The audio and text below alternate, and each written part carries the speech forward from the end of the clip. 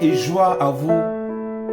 Je suis Jean Kodjo, passionné du développement en Christ, le progrès, la croissance à tout égard, en nous appuyant sur la puissance de la parole et sur des exemples clés de certains pionniers qui ont réussi, qui ont inventé, qui ont impacté le monde par la puissance de la parole. Et l'épisode passé, nous parlions de refléter le Créateur par notre créativité. Aujourd'hui, nous allons parler de certains pionniers qui se sont appuyés sur la parole en collaboration avec leur Créateur dans la foi et qui ont inventé, qui ont créé des choses qui demeurent. Et notre intention, c'est de dire que nous pouvons aller au-delà du simple fait d'avoir foi, la foi en Dieu, de prier, mais aussi nous pouvons entreprendre comme notre Père qui entreprend de créer le monde, nous donne l'intelligence pour le refléter. Et nous avons parlé de Bezaleel en Genèse 31, les versets 3 et 5, où Dieu dit qu'il a donné son esprit, son intelligence à Bezaleel pour pouvoir créer, pour pouvoir faire des inventions. Et donc, à sa suite, nous allons regarder que cette vérité s'est incarnée à travers l'histoire. Et nous allons donner trois personnages. Le premier, c'est Johannes Gutenberg. Le deuxième, c'est George Washington Carver. Et le troisième, c'est Samuel Morse. Et voyons qu'est-ce que Gutenberg a fait. Il a créé la machine à imprimer. Et donc, il met au point donc cette presse-là à imprimer à caractère mobile. Mais quelle était sa motivation la plus profonde? Gutenberg ne cherchait pas une simple réussite commerciale. Il écrivait: Dieu a révélé le secret à son serviteur. Par conséquent, l'imprimerie pour lui était le moyen de diffuser la lumière. Et donc, la toute première œuvre, pensez-vous, que Gutenberg a fait, c'était d'imprimer la Bible. Il a mis par conséquent son génie technique au service de la libération de la connaissance, brisant des siècles de monopolisation du savoir. Voici ce que Gutenberg a fait. Un pionnier qui s'est appuyé sur la parole de Dieu dans la méditation, dans la foi, et qui a inventé la machine à imprimer. Et donc, il a imprimé la Bible. Et le deuxième personnage que nous voulons voir, et dont nous avons déjà énoncé, c'était George Washington Carver. Qu'est-ce que celui-là a fait? Lui, il est né esclave aux États-Unis. Et il est devenu l'un des plus grands agronomes de l'histoire.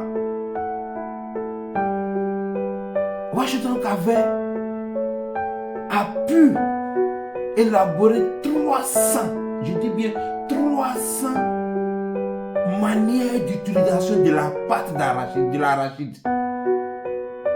Alors que l'Amérique du Sud était vraiment au gouffre et n'arrivait plus à s'en sortir, puisque l'activité principale qui était là, c'était l'activité du coton. Et donc, George Washington Carver, il met au point comment utiliser jusqu'à 300 fois l'arachide. Et donc, il a pu faire l'industrialisation de l'arachide et de la patate douce. Ainsi, il a sauvé l'économie du Sud-Amérique qui était destinée par la subculture du coton, la seule activité. George Washington vient, il met au point 300 manières de travailler l'arachide. Aussi, il commence à industrialiser la patate. Il dit ceci. Quel était son secret? Qu'avait chaque matin se levait aux environs de 4 heures pour marcher dans le bois, dans la forêt. Et il dit, je demande au bon Dieu de me révéler les secrets de la nature. Et Dieu a exaucé sa prière. Pour lui, la nature est l'atelier de Dieu. Et lui, George Washington avait dit, il n'est qu'un apprenti. Et donc, le laboratoire est son sanctuaire. Voici des pionniers de la foi qui ont marché dans l'intégrité avec Dieu et qui par leur esprit, par l'inspiration qu'ils ont reçue, ils ont fait passer du monde invisible au monde visible ce qui était en eux. Samuel Morse, en 1844, va faire quelque chose d'extraordinaire quant à lui. Dans le domaine de la communication, il révolutionne ce domaine en inventant le télégraphe. Et son premier message qu'il envoie à travers le télégraphe, c'est-à-dire la communication, il envoie un message tiré du livre des Nombres au chapitre 23. Et il dit ce que Dieu fait. Morse donc, lui, il reconnaissait que la capacité de transmettre la pensée à travers un fil électrique était un don accordé par la grâce divine. Oui, il a créé le télégraphe. Donc, voyons, nous avons donné ces 3 exemples-là pour que nous aussi aujourd'hui, qui croyons et qui avons l'Esprit de Dieu, l'Esprit qui nous conduit dans la vérité toute entière, ne soyons pas seulement limités à donner des prophéties, mais à aller au-delà des prophéties en nous investissant dans l'entrepreneuriat, dans la créativité, dans l'innovation, pour trouver des solutions au monde qui a besoin de la révélation aussi des fils de Dieu. Dieu est capable encore aujourd'hui et il le fait. Mais est-ce que nous écoutons? Est-ce que nous nous sacrifions pour aller jusqu'au bout, pour enfanter l'idée qui réside en nous?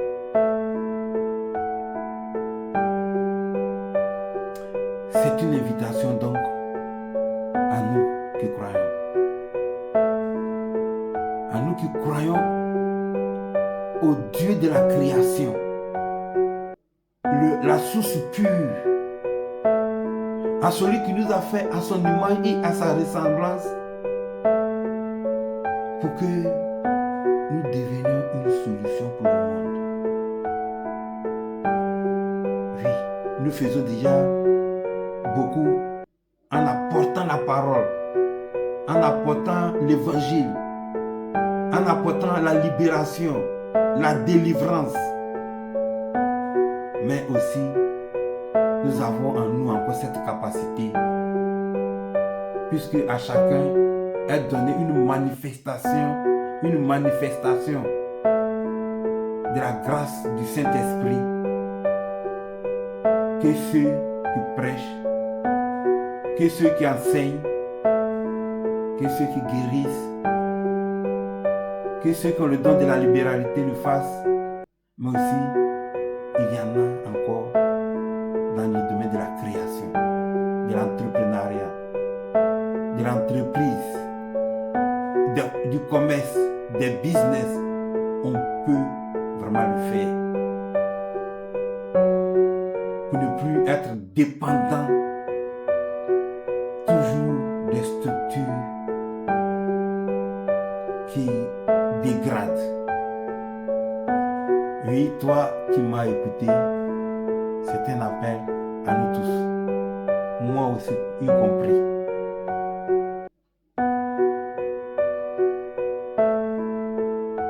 Pour nous aujourd'hui,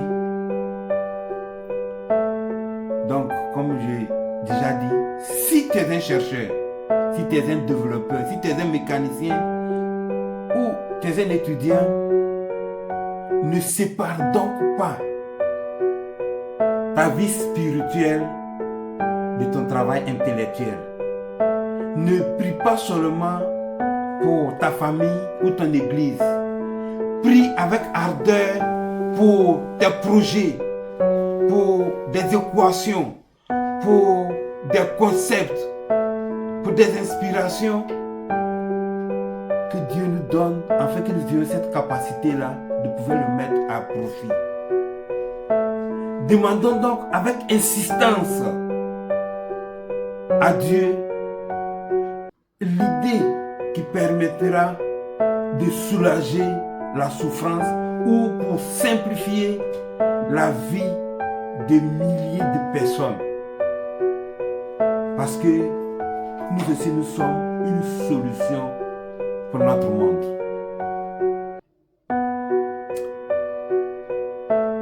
Nous avons préparé vraiment beaucoup de choses pour que nous puissions refléter Dieu notre Père, le Créateur qui crée et qui nous confère son esprit en Jésus-Christ pour que nous le devenions sur cette terre.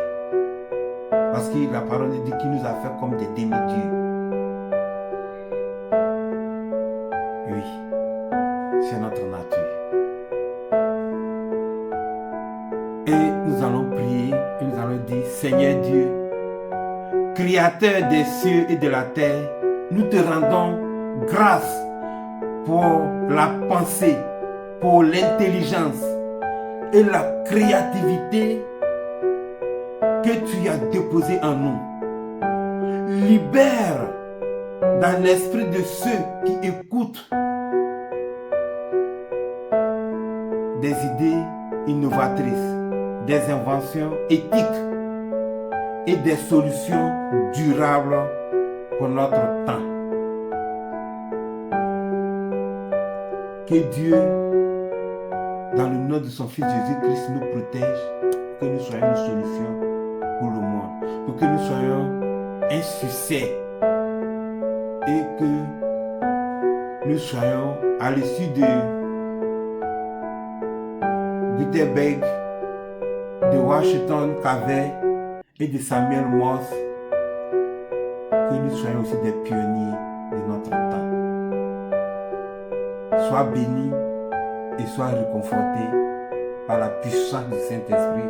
Sois protégé et sois une lumière là où tu es. Dans le puissant et glorieux nom de notre Seigneur Jésus-Christ. Amen. À la prochaine.